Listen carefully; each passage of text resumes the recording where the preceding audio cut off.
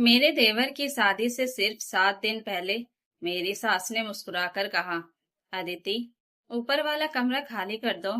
अब उस पर तुम्हारा नहीं, आकाश का हक है। मैंने बिना एक शब्द बोले चाबी उनके हाथ में रख दी। लेकिन ठीक 7 दिन बाद, जब हमारी नई 5.5 करोड़ की कोठी के बाहर वही लोग हाथ जोड़कर खड़े थे, तब पहली बार उन्हें समझ आया कि उन्होंने घर नहीं, अपना सबसे बड़ा सहारा खो दिया था। मेरे देवर की शादी से सिर्फ 7 दिन पहले मेरी सास ने पूरे परिवार के सामने मुस्कुराते हुए कहा, अदिति, अब तुम लोग ऊपर वाला कमरा खाली कर दो। शादी के बाद आकाश और उसकी पत्नी वहीं रहेंगे। तुम दोनों नीचे स्टोर रूम में शिफ्ट हो जाना। एक पल के लिए मुझे लगा शायद मैंने गलत सुना है। मैंने अपने पति समीर की तरफ देखा। वह भी मेरी ही तरह चुप था, लेकिन उसके चेहरे पर ऐसा सन्नाटा था जिसे मैं 8 साल की शादी में अच्छी तरह पहचान चुकी थी। तब वह तभी बिल्कुल शांत होता था जब अंदर से पूरी तरह टूट चुका होता था। मेरा नाम अदिति है। मेरी उम्र 36 साल है। मैं एक मल्टीनेशनल कंपनी में सीनियर प्रोजेक्ट मैनेजर हूँ और मेरे पति समीर एक इंफ्रास्ट्रक्चर कंपनी में सिविल इंजीनियर हैं। हमारी शादी को 8 साल हो चुके हैं। शादी के बाद से हम दिल्ली के पास गाजियाबाद में समीर के माता पिता के साथ उनके 2 मंजिला पुश्तैनी घर में रह रहे थे। जब हमारी शादी हुई थी, तब हमारा कमरा घर का सबसे खराब कमरा था। दीवारों का प्लास्टर झड़ रहा था, छत बरसात में टपकती थी, लकड़ी की पुरानी अलमारी में दीमक लगी थी और खिड़कियां इतनी जाम थी कि खुलती ही नहीं थी। सासू माँ ने उसी समय कहा था, अभी हमारे पास पैसे नहीं है बेटा, तुम लोग चाहो तो धीरे धीरे अपने हिसाब से इसे ठीक कर लेना। आखिर आगे चलकर यही सब तुम्हारा ही तो है। उस एक वाक्य पर हमने भरोसा कर लिया। अगले 1.5 साल में हमने अपनी बचत का लगभग 13 लाख रुपए उस कमरे पर खर्च कर दिए। नई फॉल्स सीलिंग बनवाई, मॉड्यूलर वार्डरोब लगवाई, एयर कंडीशनर, नई फ्लोरिंग, अटैच बाथरूम की मरम्मत, प्रीमियम बेड, पर्दे, स्टडी कॉर्नर, सब कुछ अपने पैसों से कराया। मेरे मायके से मिले गहनों का एक हिस्सा भी मैंने बेच दिया था ताकि लोन न लेना पड़े। मुझे लगा था अपना ही घर तो है। हम दोनों सुबह से रात तक नौकरी करते, घर लौटकर पूरे परिवार का खर्च भी उठाते। बिजली का बिल, इंटरनेट, राशन, दवाइयाँ, घर की मरम्मत, त्योहारों का खर्च, यहाँ तक कि आकाश की कई बार की गई कई गलतियों का नुकसान भी समीर ने ही भरा। आकाश घर का सबसे छोटा बेटा था। उम्र 30 साल, लेकिन जिम्मेदारी शून्य। कोई नौकरी 6 महीने से ज्यादा नहीं टिकती थी। कभी बॉस खराब, कभी माहौल खराब, कभी काम पसंद नहीं आया। लेकिन महंगा मोबाइल, नई बाइक, ब्रांडेड कपड़े और दोस्तों के साथ घूमना कभी बंद नहीं हुआ। हर बार सासू माँ कहती, अभी बच्चा है, धीरे धीरे समझ जाएगा, और हर बार नुकसान की भरपाई हम करते। एक बार उसने शराब पीकर एक्सीडेंट कर दिया था। 2.5 लाख रुपए का समझौता समीर ने अपनी एफडी तुड़वा कर किया। तब भी सासू माँ ने रोते हुए कहा था, तुम बड़े भाई हो, छोटे भाई के लिए इतना भी नहीं करोगे। हमने कुछ नहीं कहा। मैं हमेशा यही सोचती रही कि परिवार है, मुश्किल समय में साथ देना ही पड़ता है। लेकिन धीरे धीरे मुझे महसूस होने लगा कि इस घर में हमारा होना सिर्फ तब तक जरूरी था जब तक हम पैसे दे रहे थे। हमारे फैसलों की कोई कीमत नहीं थी। अलग रहने की बात हमने कई बार की, लेकिन हर बार सासू माँ कहती, लोग क्या कहेंगे, बहू आई नहीं कि बेटा अलग हो गया। हम चुप रह जाते। फिर एक दिन आकाश अपनी होने वाली पत्नी रिया को घर लेकर आया। पूरे घर में खुशी का माहौल था। सासू माँ मिठाई बांट रही थी, रिश्तेदारों को फोन कर रही थी और बार बार कह रही थी कि छोटे बेटे की शादी पूरे शहर में याद रखी जाएगी। उसी दिन से उनकी नजर हमारे कमरे पर टिक गई। वह दिन में कई बार ऊपर आती, कमरे को देखती और कहती, वाह, कितना अच्छा बना दिया तुम लोगों ने। नई बहू आएगी तो इसी कमरे में कितनी शान लगेगी। मैं हर बार मुस्कुरा देती, लेकिन अंदर कहीं डर पैदा होने लगा था। 3 दिन बाद रात के खाने पर सब बैठते ही ससुर जी ने गला साफ किया और बोले, एक जरूरी फैसला करना है। मैंने सोचा शादी की तैयारियों की बात होगी, लेकिन सासू माँ ने सीधे मेरी तरफ देखकर कहा, अदिति, हमने तय किया है कि शादी के बाद आकाश और रिया ऊपर वाले कमरे में रहेंगे। तुम और समीर नीचे स्टोर रूम में शिफ्ट हो जाना। कुछ दिन की ही तो बात है। मैंने धीरे से पूछा, मम्मी जी, स्टोर रूम, वहां तो खिड़की भी नहीं है। वह बोली, रहने लायक बना देंगे। वैसे भी तुम दोनों सुबह निकल जाते हो, रात को आते हो। इतना बड़ा कमरा तुम्हें किस लिए चाहिए? समीर ने पहली बार आवाज उठाई। माँ, यह कमरा हमने अपने पैसों से बनवाया है। सासू माँ तुरंत भड़क गई। तो क्या एहसान किया है? माँ बाप के घर पर खर्च कर दिया तो हिसाब मांगोगे? आकाश भी बीच में बोल पड़ा। भैया, मेरी भी तो इज्जत है। लड़की वाले आएंगे तो क्या मुझे कबाड़ वाले कमरे में रखोगे? मैंने उसकी तरफ देखा। 8 साल में पहली बार मुझे लगा कि इस घर में हमारी मेहनत, हमारी कमाई और हमारा सम्मान किसी की नजर में कुछ भी नहीं है। तभी ससुर जी ने ठंडी आवाज में कहा, अगर स्टोर रूम पसंद नहीं है तो तुम दोनों किराए का घर देख लो। अब छोटे बेटे का भी घर बसाना है। यह वाक्य सुनते ही मेरे भीतर की आखिरी उम्मीद भी खत्म हो गई। समीर ने मेरी तरफ देखा। हमारी आंखें मिली। बिना एक शब्द बोले हम दोनों समझ गए कि आज फैसला कमरा छोड़ने का नहीं, इस घर से अपना रिश्ता छोड़ने का है। उसी रात जब सब सो गए, समीर ने धीरे से मेरी हथेली पकड़ी और बोला, अदिति, अगर मैं कहूँ कि अब हम हमेशा के लिए यहाँ से चले जाएं, तो क्या तुम मेरे साथ चलोगी?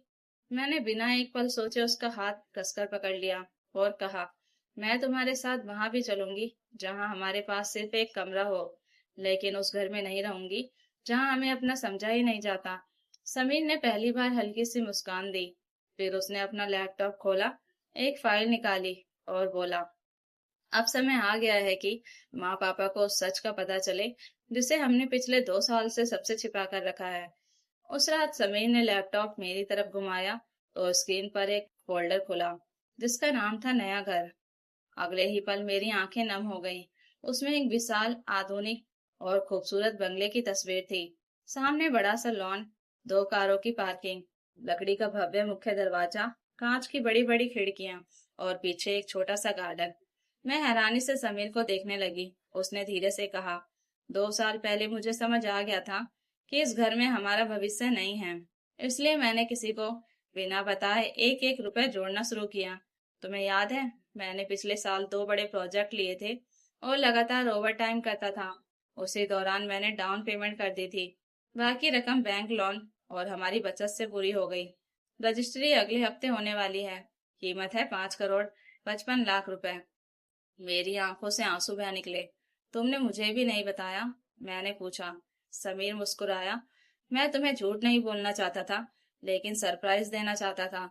मैं चाहता था कि जिस दिन हम इस घर से निकले, उस दिन पीछे मुड़कर देखने की जरूरत ही ना पड़े। मैंने उसका हाथ पकड़ लिया। इतने सालों बाद पहली बार लगा कि भगवान ने हमारी चुप्पी और मेहनत दोनों देखी थी। अगली सुबह हम बिल्कुल सामान्य रहे। मैंने रोज की तरह सबके लिए नाश्ता बनाया। सासू माँ शादी की तैयारियों में लगी थी और बार बार रिश्तेदारों से फोन पर कह रही थी, ऊपर वाला कमरा तो हमने आकाश के लिए तैयार करवा दिया है। नई बहू आएगी तो बस खुश हो जाएगी। मैं उनकी बातें सुनकर भी शांत रही। उसी दिन दोपहर में समीर ने एक मूविंग कंपनी को फोन किया और कहा कि 3 दिन बाद सुबह 7 बजे सामान शिफ्ट करना है। किसी को भनक तक नहीं लगी। अगले 3 दिन घर में शादी की तैयारियों का शोर रहा।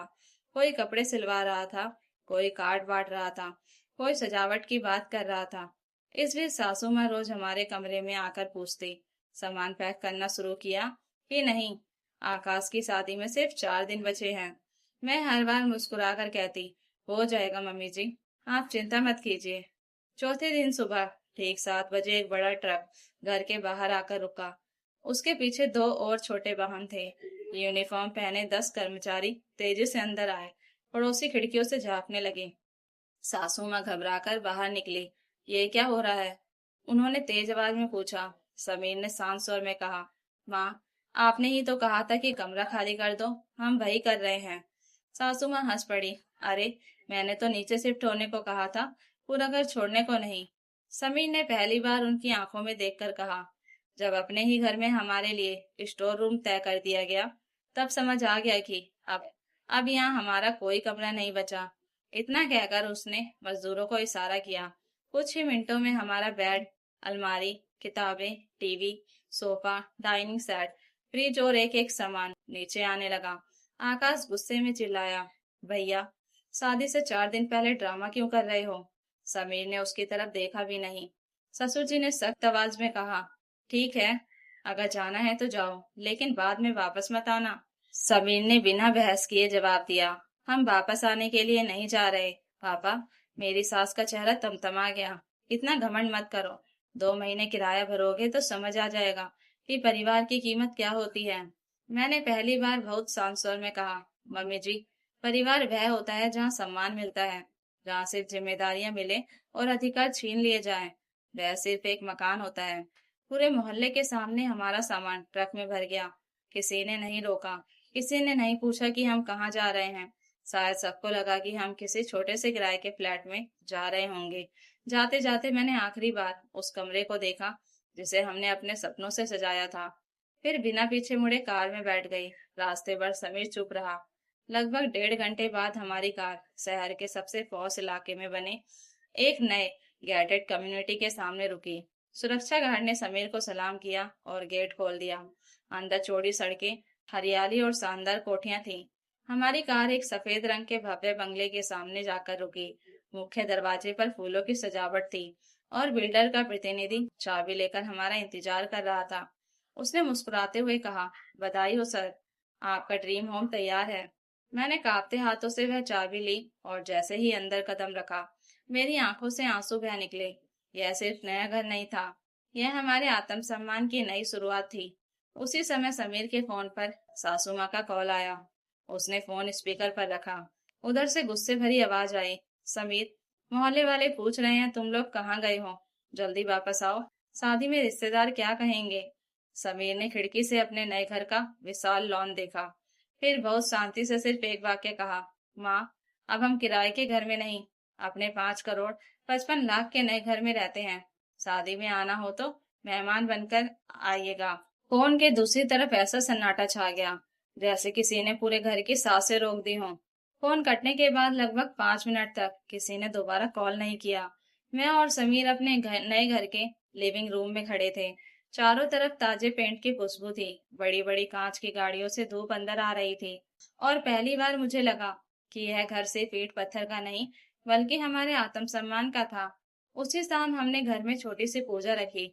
सिर्फ मेरे माता पिता, समीर के 2 करीबी दोस्त और कुछ पड़ोसी आए।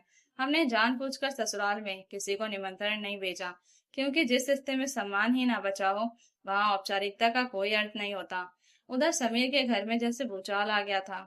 सास लीला जी को अब समझ आने लगा था कि जिस बेटे और बहू को वह हमेशा अपना सहारा मानती थी, वही घर का सबसे बड़ा आधार थे। महीने का बिजली बिल आया तो पहली बार उन्हें एहसास हुआ कि अब उसे भरने वाला कोई नहीं है। इंटरनेट बंद होने की नोटिस आ गई।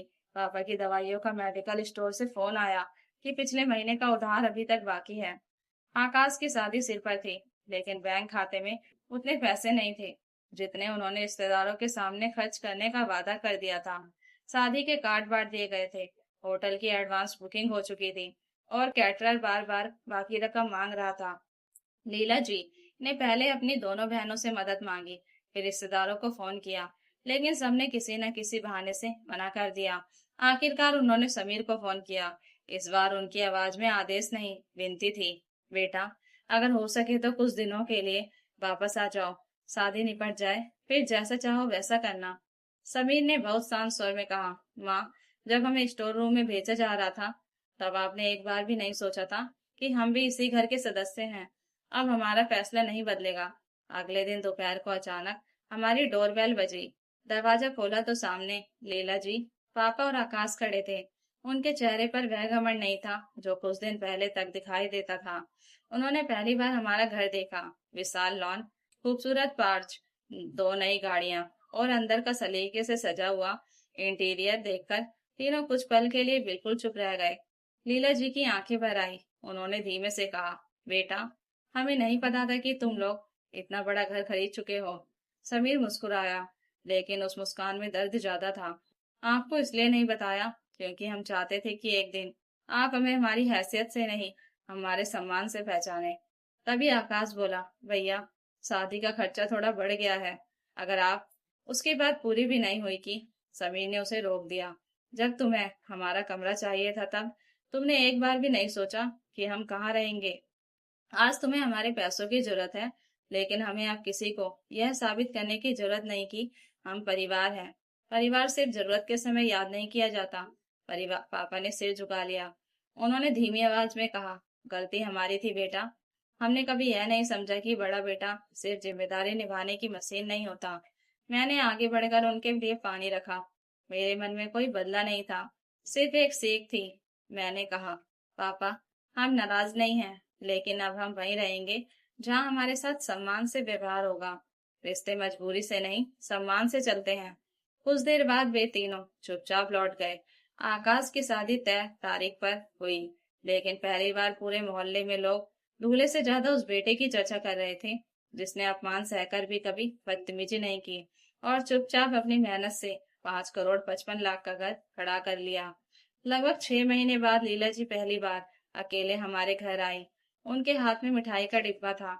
उन्होंने मेरे सामने हाथ जोड़ दिए और कहा, अदिति, बहू नहीं, बेटी बनकर हमें माफ कर दो। हमने घर को बचाने की कोशिश में अपने ही घर का सबसे मजबूत सहारा खो दिया था। मैंने उनके हाथ पकड़ लिए। माफ करना आसान था, लेकिन बीते हुए साल लौटाना संभव नहीं था। उस दिन मैंने सिर्फ इतना कहा, मम्मी जी, रिश्तों में सबसे कीमती चीज पैसा नहीं, सम्मान होता है। जिस दिन यह बात समझ आ जाए, उसी दिन हर घर सच में घर बन जाता है। उस शाम जब मैं अपने नए घर की बालकनी में खड़ी डूबते सूरज को देख रही थी, तब मुझे पहली बार महसूस हुआ कि कुछ घर छोड़े नहीं जाते, बल्कि समय आने पर आत्मसम्मान के लिए पीछे छोड़ दिए जाते हैं। और उस दिन मैंने मन ही मन तय कर लिया कि अपने बच्चों को हमेशा यही सिखाऊंगी, जहाँ सम्मान खत्म हो जाए, वहां रुकना त्याग नहीं, अपने साथ अन्याय होता है। तो दोस्तों, अगर आपको यह कहानी अच्छी लगी हो तो कमेंट करके जरूर बताइएगा और नई कहानियों के लिए चैनल को सब्सक्राइब जरूर कर लीजिएगा। Thank you for watching.